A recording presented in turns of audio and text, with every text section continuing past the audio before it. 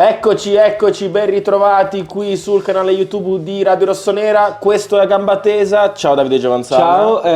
Ciao a tutti, grazie per aver aperto questo video innanzitutto. Questa è Gamba Tesa, però vista la tua posizione sul divano potrebbe essere qualcos'altro, sai, divanetti, a gamba provocante. No, sala d'attesa, divanetto. Ho visto diverse cose iniziare così, sì. Non un video di gamba tesa, quindi però ho visto tanti video di gamba tesa iniziare e finire con 500 like, quindi l'obiettivo di oggi è anche ancora una volta superarlo. Grazie davvero a tutti, Davide, perché siamo uno dei pochi video che ogni settimana raggiunge siamo costanti, il proprio obiettivo, quindi grazie a voi. Oggi però, tra l'altro, vi delizieremo i palati con un video un po' diverso, un gamba tesa diverso. Perché? Perché non siamo in disaccordo, nel senso, tutte le volte noi ci proviamo, facciamo la parte, uno prende una tesi, l'altro prende l'antitesi, eccetera eccetera. Però ragazzi, dopo l'ennesimo fallimento stagionale, la Coppa Italia di 2 giorni fa, è veramente difficile trovarci in disaccordo su Stefano Pioli e su tutta una serie di esperimenti più tattici che altro mai riusciti.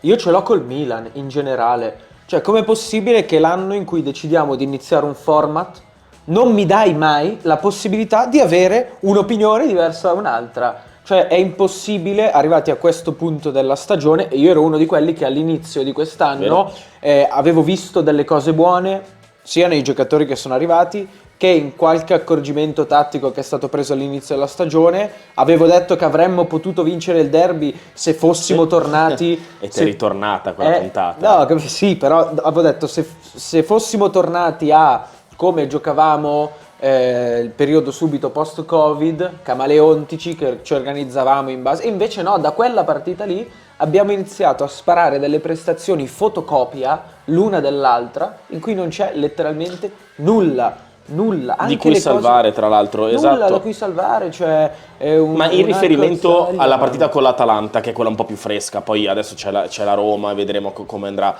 Con l'Atalanta la cosa che a me ha colpito di più in negativo è stato che ho avuto un briciolo, mi hanno un po' illuso Davide, il Milan e Stefano Pioli mi hanno un po' illuso nelle 3 precedenti, non perché abbiamo affrontato degli avversari incredibili, ma perché il Milan si è messo però 4-2-3-1, non scolastico, ma 4-2-3-1, le posizioni, i ruoli. A me la cosa che ho sperato fin dal primo minuto di Milan-Atalanta era di non vedere questo 3-4-3, no sense, con 5 giocatori su 11 fuori ruolo. Per me è una roba abbastanza grave, io sono abbastanza stanco, e lo chiedo anche a voi di scrivercelo nei commenti, ma anche di commentarlo a te. Io sono stanco di vedere Calabria che fa il terzo di difesa, Teo che fa il terzo di difesa, Musa che fa l'esterno di centrocampo. Io sono stanco di vederlo, perché poi fa una prestazione di basso livello e io dico, e ci credo, non è un esterno tutta fascia. E soprattutto il Milan si è appiattito. Caspita, abbiamo giocato con i 2 mediani, abbiamo fatto abbastanza bene. In questo 3-4-3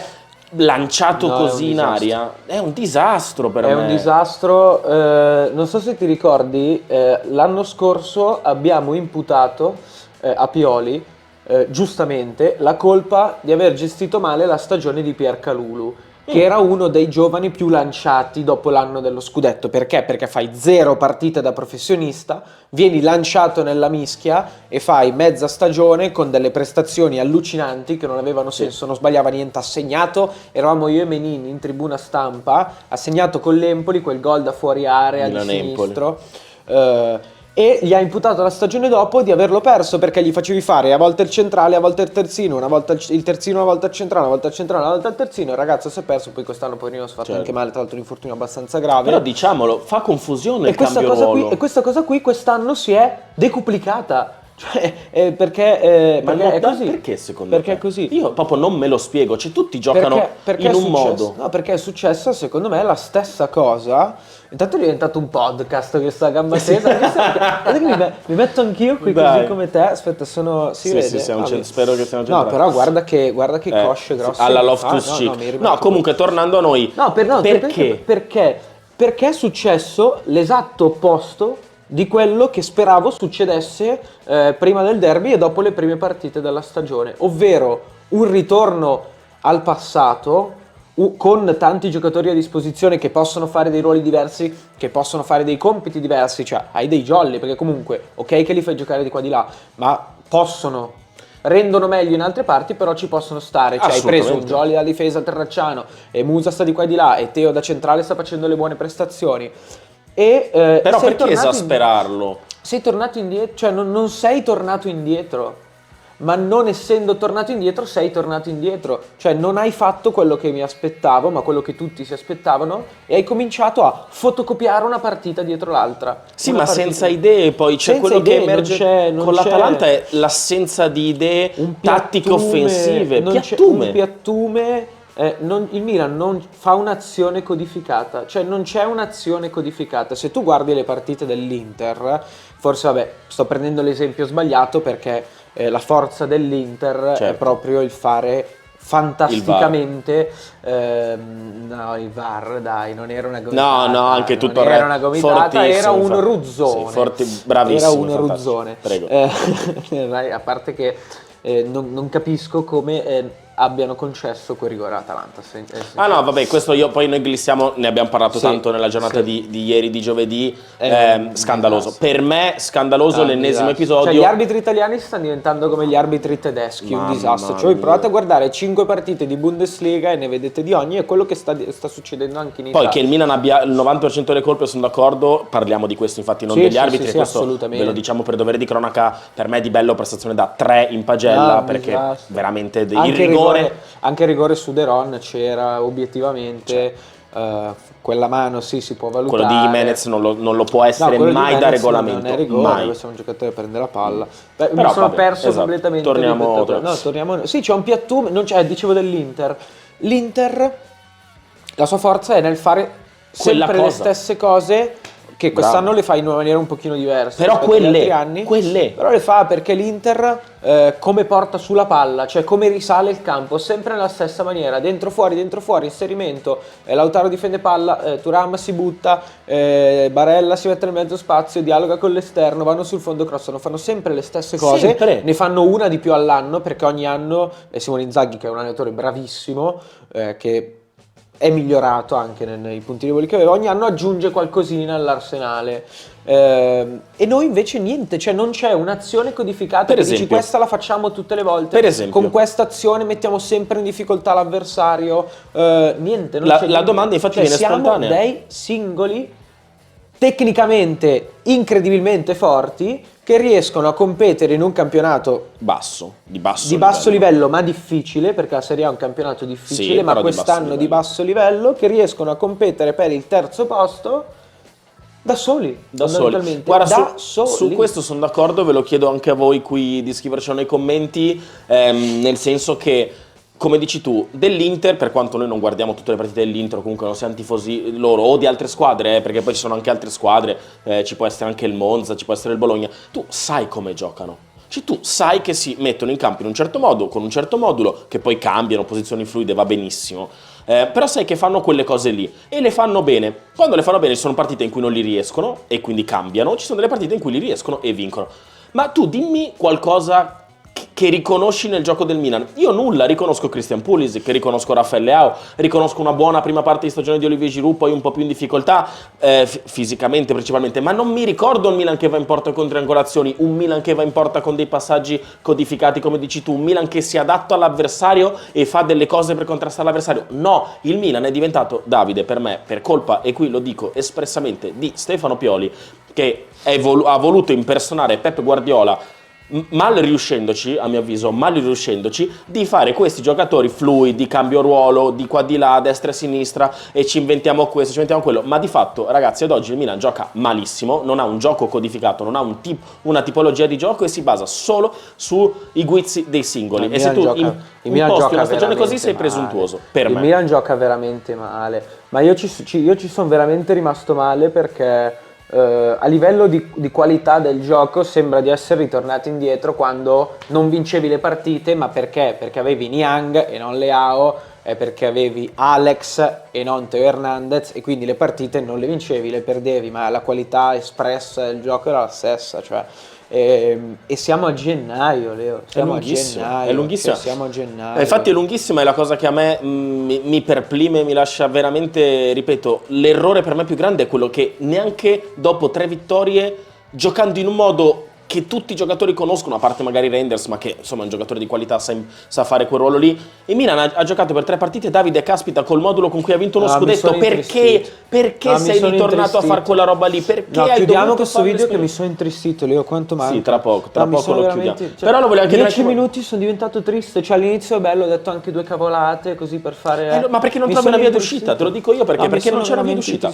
Tu dimmi la via d'uscita di questa cosa. Finire la stagione, ma è terrificante perché siamo a gennaio con dei giocatori che questo scudetto lo possono competere. Sì, è veramente Coppa Italia. È difficile, cioè non dai neanche spazio a parole, a giudizi, a discorsi, a interpretazioni. Vai via triste perché non vedi una soluzione, non vedi un cambio, no? Non c'è nulla, cioè, non c'è più nulla. Sai cosa anche? Non c'è proprio più nulla. Io vedo il piattume anche nelle dichiarazioni poste ed è la cosa che a me mi fa più arrabbiare, cioè non c'è la voglia, non c'è la cazzimma, chiamate volete, la garra, dateli tutti i nomi che volete, manca quello, io non vedo il sangue agli occhi. Ragazzi, io ho nella testa, perché ho visto purtroppo Inter Verona, l'esultanza dei giocatori dell'Inter, quella cosa lì, quel fuoco, caspita ragazzi, quello che volete, ma lo dà l'allenatore. I giocatori lo devono anche avere, ma lo dà l'allenatore quella cosa lì, perché tu lotti fino all'ultimo secondo. Il Milan non lo ha fatto, perché il Milan non sa cosa fare in campo e per me è gravissimo all'11, 12, 13 di gennaio. Ma è inspiegabile. Io, cioè, mentre parlavi, ovviamente non ho ascoltato una parola di quello che come spesso in questo podcast a gamba tesa, discorsi, parole. No, però voglio chiudere dicendo che mi sono dimenticato quello che volevo dire un'altra volta, quindi sto tergiversando. Ragazzi, lasciate like, iscrivetevi, attivate la campanella per ricevere tutte le notifiche, ma soprattutto mettete like per supportare quello che facciamo. E supportare questo podcast nuovo autoprodotto. Sì. 2, non si possono dire le parolacce, ovviamente siamo su una piattaforma che è, però sarebbe 2C AZZONI sul divano. Vabbè dai, chiudiamo perché poi voglio chiedere a loro anche. Chiudo dicendo che io ci sto pensando, ci ho pensato mentre parlavi, un'involuzione del genere nel gioco di un allenatore non me la ricordo. Al Milan? No, ma in generale, cioè... Ma con una squadra così, Davide? No, mi viene in mente l'anno scorso il Liverpool ha fatto una stagione pessima. Quest'anno resettato, bam, tornato Klopp 4-3-3, sempre le 2 solite robe, terzini a manetta, Alexander Arnold che fa la punta, tornato a essere primo. E io dico, ma torna al 4-2. Stefano Pioli, mi hai fatto vedere com'è possibile che sei passato dal farmi vedere delle cose così belle a farmi vedere delle cose che non posso giudicare in quanto inesistenti. No, sono d'accordo. Cioè, è questa la roba che... È una frase triste. È una frase triste. Ma io all'inizio della stagione, l'ho detto anche nel video del derby, lo ripeto, torniamo indietro, torniamo ad essere quelli lì. Abbiamo più possibilità in questa stagione perché abbiamo più uomini per fare, più qualità per fare quel tipo di lavoro lì. No.